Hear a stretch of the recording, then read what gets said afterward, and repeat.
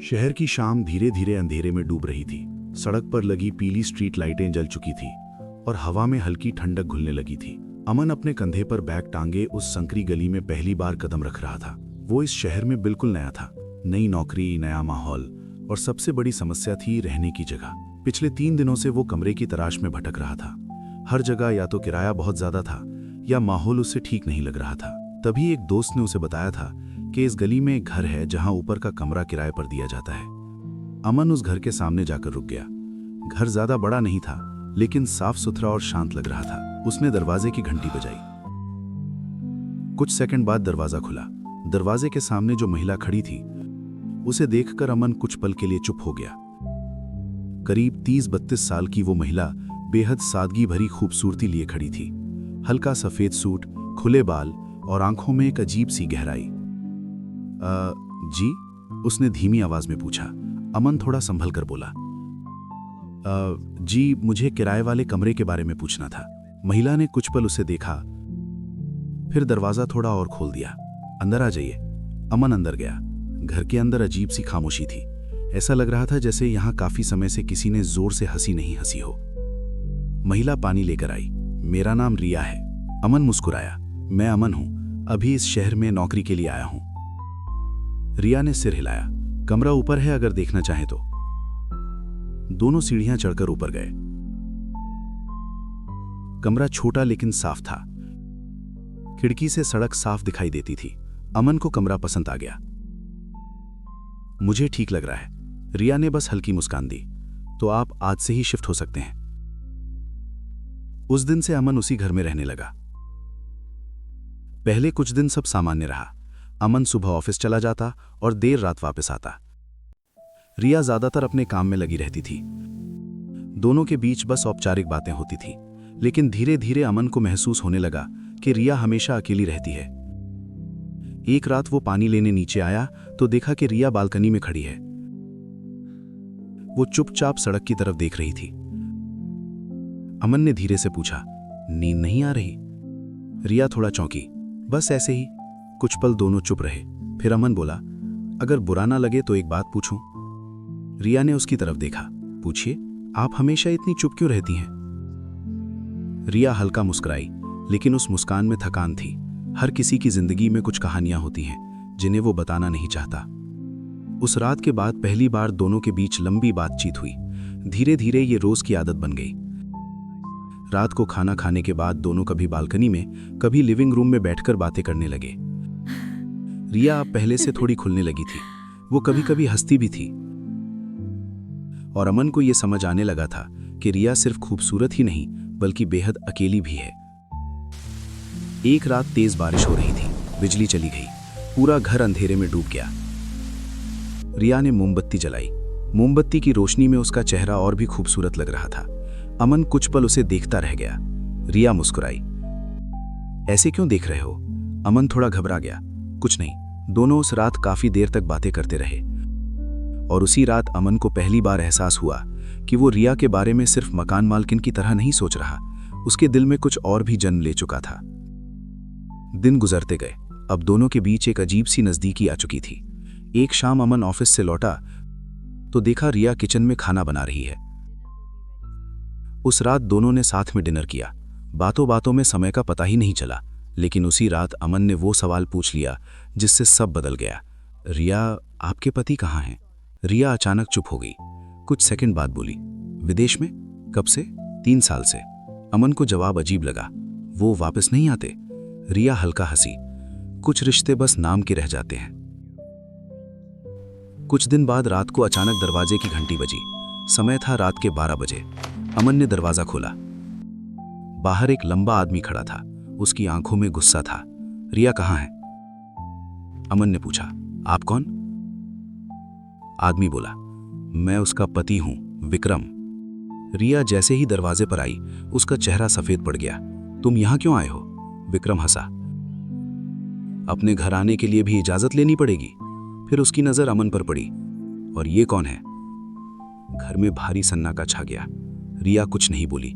विक्रम गुस्से से बोला, मैंने कहा था ना रिया, अगर तुम्हें किसी और आदमी के साथ देखा तो अच्छा नहीं होगा। अमन से यह देखा नहीं गया। हाथ छोड़ो उसका। दोनों आदमी आमने सामने खड़े हो गए। विक्रम हंसा। ठीक है, मैं अभी जा रहा हूं। लेकिन जाते जाते उसने कहा, यह कहानी अभी खत्म नहीं हुई है। दरवाजा जोर से बंद हुआ। घर में फिर सन्नाटा छा गया। रिया की आंखों में आंसू थे। अमन ने धीरे से कहा, अब सच बताओ। रिया ने पहली बार उसकी आंखों में देखते हुए कहा, वो इंसान नहीं, मुसीबत है। रिया की आंखों में आंसू थे। अमन ने पहली बार उसे इतना कमजोर देखा था। वो धीरे से उसके पास आया और बोला, अब मुझे सब सच बताओ, आखिर वो आदमी चाहता क्या है? रिया कुछ पल चुप रही। ऐसा लग रहा था जैसे वो अपने अतीत के सबसे दर्दनाक हिस्से को याद कर रही हो। फिर उसने धीरे धीरे बोलना शुरू किया, उसका नाम विक्रम है और वो सिर्फ मेरा पति नहीं है, वो मेरी जिंदगी की सबसे बड़ी गलती है। अमन चुपचाप सुनता रहा। रिया ने बताया कि 3 साल पहले उसकी शादी विक्रम से हुई थी। शुरुआत में सब ठीक था। विक्रम बहुत अच्छा बनने की कोशिश करता था, लेकिन शादी के कुछ महीनों बाद उसका असली चेहरा सामने आ गया। वो बहुत गुस्सैल था। छोटी छोटी बातों पर चिल्लाना, चीजें फेंक देना और कभी कभी हाथ उठा देना। रिया को धीरे धीरे पता चला कि विक्रम सिर्फ गुस्सैल ही नहीं, बल्कि गलत कामों में भी शामिल था। गुंडागर्दी, धमकी देकर पैसे लेना और कई गैर कानूनी धंधे। रिया को यह सब बिल्कुल पसंद नहीं था। उसने कई बार विक्रम को समझाने की कोशिश की, लेकिन हर बार विक्रम का गुस्सा और बढ़ जाता। एक रात तो उसने साफ कह दिया, तुम मेरी पत्नी हो और तुम्हें वही करना होगा जो मैं कहूं। उस दिन रिया को समझ आ गया कि वो गलत इंसान के साथ फंस चुकी है। अमन काफी देर तक चुप रहा। उसने कभी सोचा भी नहीं था कि रिया इतनी बड़ी परेशानी से गुजर रही थी। कुछ देर बाद उसने कहा, तुमने सही किया, ऐसे इंसान के साथ रहना गलत था। रिया ने हल्की आवाज में कहा, लेकिन वो मुझे इतनी आसानी से जाने नहीं देगा। अमन ने पहली बार उसके कंधे पर हाथ रखा। अब तुम अकेली नहीं हो। रिया ने उसकी तरफ देखा। उस पल दोनों की आंखों में वही भावना थी जिसे दोनों काफी समय से छिपा रहे थे। लेकिन इससे पहले कि वो कुछ और कह पाते, अचानक फिर से दरवाजे की घंटी बज गई। रात के लगभग 11:30 बज रहे थे। रिया का चेहरा अचानक डर से भर गया। वो फिर आ गया। अमन दरवाजे की तरफ बढ़ा, लेकिन इस बार उसने सावधानी से दरवाजा खोला। बाहर वही आदमी खड़ा था, विक्रम। लेकिन इस बार वो अकेला नहीं था, उसके साथ 2 और आदमी थे। विक्रम ने अंदर आते हुए कहा, मैंने कहा था ना, कहानी अभी खत्म नहीं हुई है। रिया पीछे हट गई। विक्रम की नजर पूरे घर में घूमी। फिर वो अमन की तरफ देखकर हंसा, तो तुम ही हो नया किराएदार? अमन शांत खड़ा रहा। तुम्हें यहां आने का कोई हक नहीं है। विक्रम ने जेब से एक कागज निकाला। गलत, ये घर अभी भी मेरे नाम पर है। रिया चौंक गई। उसे याद आया कि जब वो घर छोड़कर गई थी तब उसने कागजी काम पूरे नहीं किए थे। विक्रम धीरे धीरे उसके पास आया। तुम सोचती थी कि मुझसे भाग जाओगी? रिया की आंखों में डर साफ दिखाई दे रहा था। अचानक अमन आगे आया। उसने फोन निकाला और शांत आवाज में बोला, अब ये ड्रामा खत्म करो। विक्रम हंसा, क्या कर लोगे? अमन बोला, पुलिस रास्ते में है। विक्रम का चेहरा अचानक बदल गया। क्या? तुम्हारी सारी धमकी वाली बातें मैंने रिकॉर्ड कर ली हैं। कमरे में कुछ सेकंड के लिए सन्नाटा छा गया। तभी दूर से पुलिस की सायरन की आवाज सुनाई देने लगी। विक्रम समझ गया कि अब रुकना उसके लिए खतरा है। वो गुस्से से बोला, यह खत्म नहीं हुआ है। लेकिन इस बार उसकी आवाज में डर साफ था। वो जल्दी से अपने साथियों के साथ घर से निकल गया।